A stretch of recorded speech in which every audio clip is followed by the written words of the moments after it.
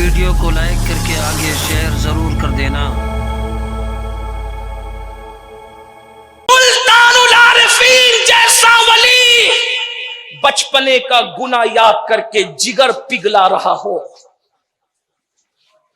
اور جن کی زندگی میں ہفتے میں جمعہ کی 2 رکعت کے علاوہ کوئی نماز بھی نہیں، وہ سکون سے بیٹھے ہم تو جنت میں جائیں گے۔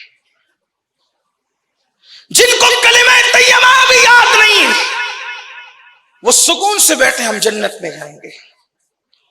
جن کی صبح اس حال میں ہوتی ہے کہ وہ صبح سب سے پہلا جو گناہ کرتے ہیں، اتنا بڑا گناہ جو زنا سے بھی بڑا ہے، جو قتل سے بھی بڑا ہے۔ مسلمانوں کی صبح میں سب سے پہلا گناہ کیا ہوتا ہے؟ فجر کی نماز کا ترک۔ پوچھو، امام غزالی رحمت اللہ علیہ کیمیاء سعادت میں لکھتے ہیں کہ زنا سے بڑا کوئی گناہ ہے تو وہ نماز کا چھوڑنا ہے۔ کسی کو قتل کرنے سے کوئی بڑا گناہ ہے نماز کا ترک کرنا قتل اور زنا سے بھی بدترین جرم ہے۔ بستروں میں فجر کی نماز نرم نرم گدوں پہ چھوڑنے والوں، مجھے بتاؤ، بایزید بستامی تو بچپن کا گناہ یاد کر کے جگر پگھال رہے ہیں، اور ہم سارے جرائم کر کے سکون سے بیٹھے ہم جنت میں جائیں۔ یاد رکھنا، ناظم شورا اور خطبہ کی مرضی سے جنت نہیں ملے گی میرے عزیز، جنت تو آپ کو اللہ کی مرضی سے ملے گی۔ اور اللہ کے یہاں غیرت کا معاملہ اتنا نازک ہے، تھوڑا آپ کی توجہ چاہتا ہوں، میں بطور تقریر نہیں بلکہ دل کے درد کے طور پہ عرض کر رہا ہوں، خدا کرے کسی کے دل میں اترے۔ اللہ کے یہاں جب رحمت کا معاملہ آئے تو پھر اس سے بڑا رحم کرنے والا کوئی نہیں۔ سبقت رحمتی علی غضبی، اس کا ارشاد ہے کہ میری رحمت میرے غضب پہ سبقت لی گئی۔ جب رحمت کا کہ اس عطوں کا نظارہ کروانے پر آتے ہیں تو پھر کتے کو بھی جنت میں داخل کر دیتے ہیں، ہے نا؟ جب رحمت کے نظارہ کرانے کی بات آتی ہے تو پھر اصحاب کہف کے کتے کو بھی جنت میں داخل کر دیا جاتا ہے، اور جب اظہار غیرت کا معاملہ آتا ہے تو پھر نبی کے بیٹے کو بھی جہنم میں ڈال دیتے ہیں۔ دیکھ لیں، کیا نوح علیہ السلام کا بیٹا کنعان بن نوح جہنم میں نہیں جائے گا؟ کبھی غور کیا ہوتا؟ میں تو یہ بھی کہتا ہوں کہ صرف نماز روزہ کر کے بھی ہماری چھٹی نہیں ہو سکتی۔ اتنا سمجھ لو میرے بھائیوں، کتنی نازک ہے نماز۔ اب تھوڑا سمجھے، جب ہم نماز کا سلام پھیرتے ہیں تو کچھ لوگ درود شریف پڑھتے ہیں، اچھی بات ہے، میں کوئی منع نہیں کر رہا ہوں، لیکن آپ کو بتانا چاہتا ہوں نماز کیا چیز ہے۔ یعنی لوگ کیا سمجھتے پتہ ہے؟ گناہ کر کے رو لو، گناہ کر کے استغفار کر لو اور ہم جنتی، ہے نا؟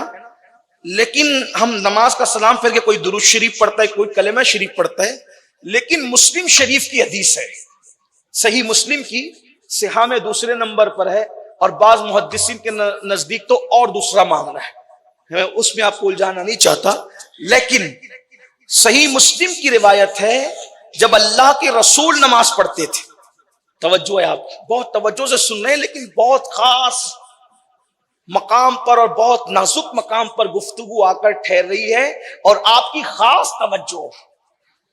اللہ کے رسول جب نماز پڑھتے ہیں،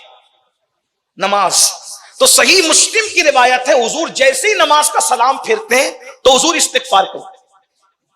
آپ غور کریں، گناہ کے بعد استغفار کرنا تو سمجھ میں آتا ہے کہ گناہ کے بعد توبہ ہو رہی ہے، لیکن سید المعصومین جہاں گناہ قریب سے گزر کر بھی نہیں جا سکتے، تصور گناہ بھی قریب سے گزر کر نہیں جا سکتا، بلکہ ان سے جو وابستہ ہو جائیں، اتنا سمجھ لیں نبی کی جو خطائیں گناتے ہیں ان خطا کاروں کا حساب تو بعد میں کریں گے، لیکن ہم سنیوں کا عقیدہ ہے نبی اگر کسی بے عقل جانور پر بیٹھ جائیں تو اس جانور سے بھی خطا نہیں ہو سکتی۔ نبی کی عصمت کا یہ عالم ہے، کیا لوگوں کو نہیں پتا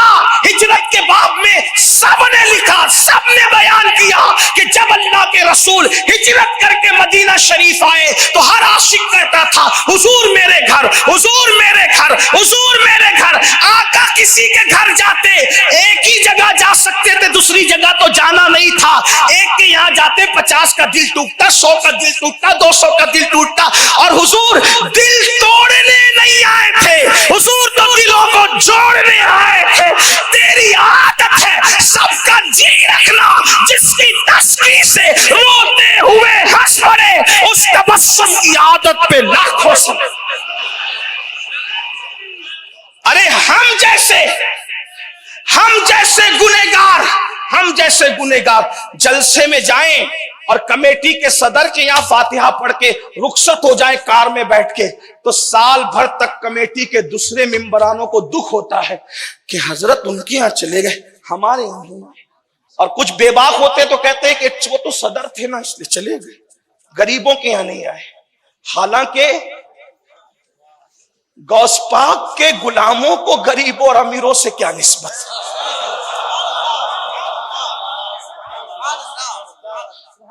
جن کی فاتحہ بکتی ہے وہ امیر غریب دیکھتے ہیں، جن کی نگاہیں دل پر ہوں اور جو فکر رضا پر پہرا دے کر یہ کہتے ہو کروں مدح اہل دول رضا، پڑے اس بلا میں میری بلا، میں گدا ہوں اپنے کریم کا، میرا دین پارے نہ لے۔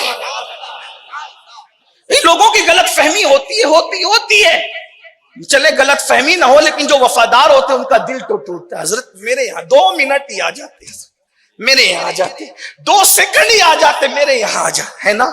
لیکن جانا کہاں تھا؟ ایک ہی گھر۔ اب فیصلہ کیا کرنا تھا؟ حضور نے فرمایا رکو اور اپنی اونٹنی کی نکیل چھوڑ دی۔ توجہ ہے آپ کی؟ میں نبی کی شان معصومیت بیان کروں،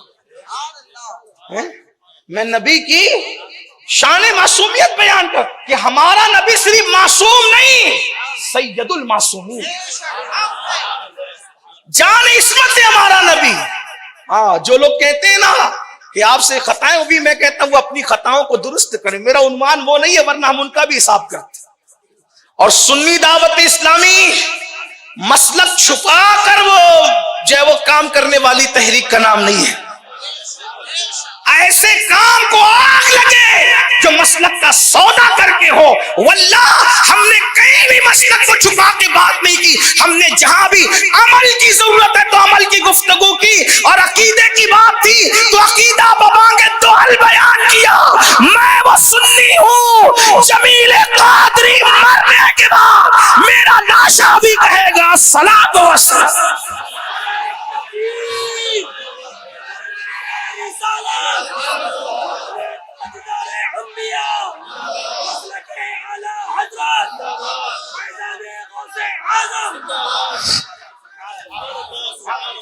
ہم نے کئی مسلک چھپا کے بات نہیں کی، اور ہم تو کہتے ہیں اس کام کو آگ لگے جو کام مسلک کو داؤ پہ لگا کے کیا، اس کام سے بہت بہتر ہے گھر میں سینے میں مسلک چھپا کر بیٹھ جانا جس میں مسلک داؤ پہ لگتا۔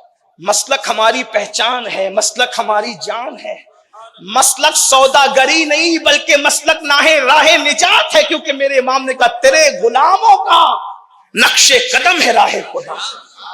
مسلک یہ تیرے غلاموں کا نقش قدم ہے راہ خدا، وہ کیا بہک سکے جو یہ سراغ لے کے چلے، اور جنا بنے گی محبان 4 یار کی قبر جو اپنے سینوں میں یہ 4 باغ لے کے چلے۔ اور ہمارا مسلک کیا، لوگ ہم سے مسلک پوچھتے آپ کا مسلک کیا، تو ہمارا مسلک یہ لحد میں اس کے رخے شہ کا داغ لے کے چلے، اندھیری رات سنی تھی چراغ لے کے چلے، یہ ہمارا مسئلہ۔ تو عرض یہ کر رہا تھا حضور جان عصمت ہے، سید المعصومین ہے، تو اب توجہ آپ کی، سب کہتے میرے یہاں میرے یہاں، اور مدینے کے سردار لوگ بھی کہتے ہیں، سردار بھی کہہ رہے میرے یہاں، رعایا بھی کہہ رہے میرے یہاں۔ حضور نے جانا کہاں ہے؟ تو اللہ کے رسول نے کیا کیا؟ توجہ آپ کی، کیا کیا حضور نے؟ اللہ کے رسول نے نکیل چھوڑ دی، کہا یہ اونٹنی معمور من اللہ ہے،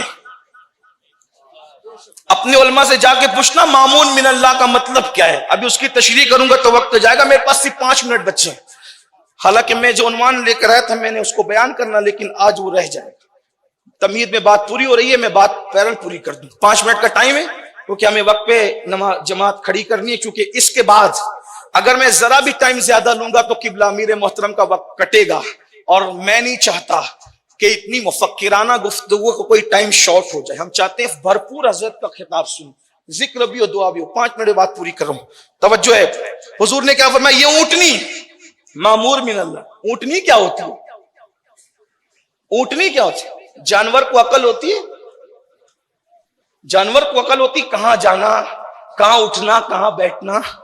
اگر آپ اپنے گھوڑے کو لگام چھوڑ دیں تو کبھی بیٹھ کر کے دیکھنا نا لگام چھوڑا ہوا گھوڑا لے کہاں جاتا ہے. ہاں, جو نبی کو اپنی طرح بشر کہتے ہیں, ان سے کہتے ہیں تھوڑا ایک بار آپ بھی تجربہ کر کے دیکھ لیں. ہاں, گئے تھے داماد کے گھر, پہنچو گے ہاسپٹل, اور بھی ہاسپٹل پہنچ گئے تو سمجھ لینا کہ گھوڑے میں کچھ شرافت تھی, ورنہ تو آپ نے جانا ہی شہر خاموشہ ہے. میں کوئی مذاق اڑانے کی بات نہیں کر رہا ہوں, لیکن لوگوں سے کہتا ہوں ذرا سوچو بھی, اور آپ سے بھی کہتا ہوں ہر ایک کی بولی سن کر کے پوپٹ نہ بنو, طوطا نہ بنو کہ جو سن لیا وہی بول دیا. تھوڑا عقل سے بھی کام لو. نبی ہماری طرح کا, کیسے ہماری طرح؟ وہ کہا کہ ناک ان کی ناک ہماری, آنکھ ان کی آنکھ ہماری, تو ہوئے نا ہماری طرح. میں نے کہا جب باپ اپنی طرح نہیں ہے تو رسول پاک اپنی طرح کیسے ہے؟ باپ کیوں اپنی طرح نہیں؟ میں نے کہا باپ کو محبت سے دیکھو تو مقبول حج کا ثواب ملتا ہے, اور اپنے آپ کو دیکھو تو کچھ نہیں ملتا. تو باپ کیا ہوتا ہے؟ یہ ناک آنکھ گال, یہی تو باپ کا چہرہ ہے نا. تو باپ کی ناک آنکھ رخسار دیکھ لیا تو مقبول حج کا ثواب مل گیا, اور اپنا آپ دیکھا تو کچھ نہیں ملا. تو جب اپنا باپ اپنی طرح نہیں ہے تو رسول پاک اپنی طرح کیسے ہو؟ جس نے باپ کو یہ مقام عطا کیا ہو, جس نے باپ کو یہ مقام عطا کیا, اس نے رسول پاک کو کیا مقام عطا.